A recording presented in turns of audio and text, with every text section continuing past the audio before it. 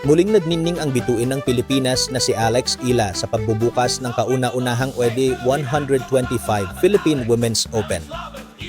Sa unang laban, pinabagsak ni Alex ang manlalarong mula Russia na si Alina Charaeva sa loob lamang ng 2 set 6-1, 6-2. Mula sa simula, ipinakita ng Filipina ang kanyang matalim na forehand at agresibong diskarte, dahilan upang hindi makabawi ang kalaban.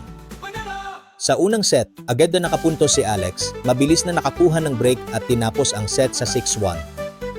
Sa ikalawang set, mas lalong lumakas ang sigaw ng mga manonood habang tuloy-tuloy ang pag-arangkada ni Alex, tinuldukan ang laban sa 6-2.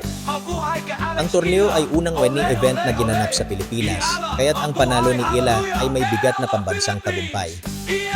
Matapos ang kanyang debut sa Australian Open, ang panalong ito ay nagpapakita ng kanyang patuloy na pag-angat sa ranggo.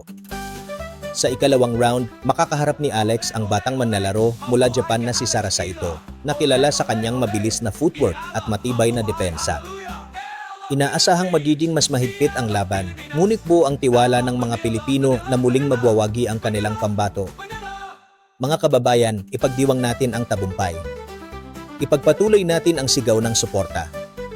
Si Alex ay hindi lamang manlalaro, siya ay tinig ng pag-asa, sa gisag ng Pilipinong kayang lumaban at manalo sa entabladong pandaigdig.